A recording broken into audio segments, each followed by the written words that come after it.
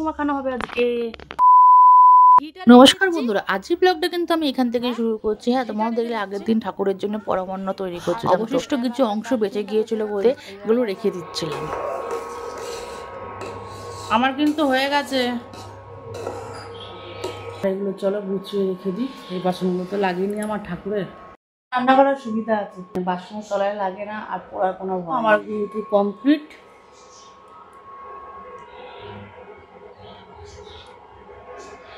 ওপর দিয়ে কাজু কিশমিশ দিয়ে দিলাম, চাপা দিয়ে রেখে দিই অর্ধেকটা, নাহলে অন্য কিছু ধরতে পারে।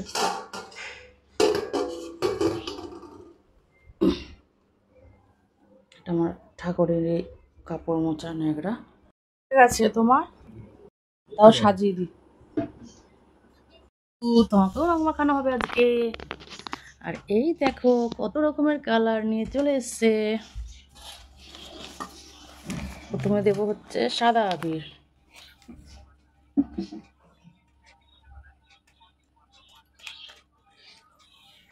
তারপরে যাচ্ছে হচ্ছে পিঙ্ক কালার, রেড কালার,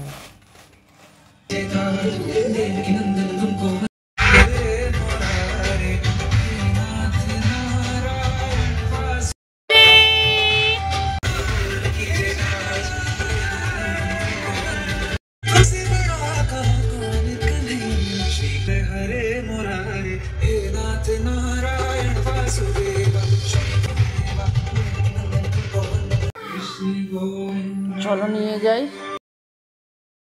আর যেহেতু আমরা আগের দিন জানতাম না যে বৃহস্পতিবার পুরো দিনটা তোমার পূর্ণিমা রয়েছে, সেই জন্য মিস হয়ে গেছিলো। আর জানতাম যে, পরে জানলাম যে শুক্রবারের 9টার মধ্যে, 9টা থেকে 11টার মধ্যে ছেড়ে যাবে। তো আমি দেওয়ার চেষ্টা করছিলাম 9টার মধ্যে। তো সেই হিসেব করে আমরা সকালবেলায় উঠি। তো সেদিনকে আরও তাড়াতাড়ি করে উঠে আমি রান্নাটা করে, আরও বাবাও তাড়াতাড়ি করে উঠে গোপালকে খাবারটা নিবেদন করে দিয়েছিল টাইমের মধ্যে। 8:30টার মধ্যে তোমাদের দেখালামই যে পরমান্নটা হয়ে গিয়েছিল। তারপরে হচ্ছে ওর বাবা এখানে করেছিল বলে আমার সুবিধাই হয়েছিল। জানিস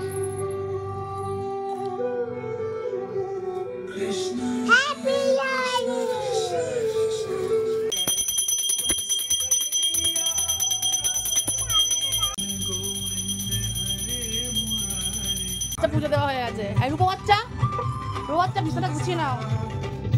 আর আমাদের কিন্তু 2025-এ দোল পূর্ণিমাটা শুরু হয়েছিল কিন্তু এইভাবে ঠাকুরের নাম। ও আমাদের সঙ্গে সঙ্গে কিন্তু আমার মেয়েরাও ঠাকুরের নাম নিতে ভোলে। সকালবেলা কিন্তু ওরাও উঠে গিয়েছিল হচ্ছে দোল খেলার জন্য, ঠাকুরের নাম নেওয়ার জন্য। তোমাদের 2025-এর দোলটা কেমন কাটলো আমাকে কমেন্ট সেকশনে, আর ভালো লেগে থাকলে ব্লগটাকে শেয়ার করে দাও, লাইক করে দিয়ে পাশে থাকো।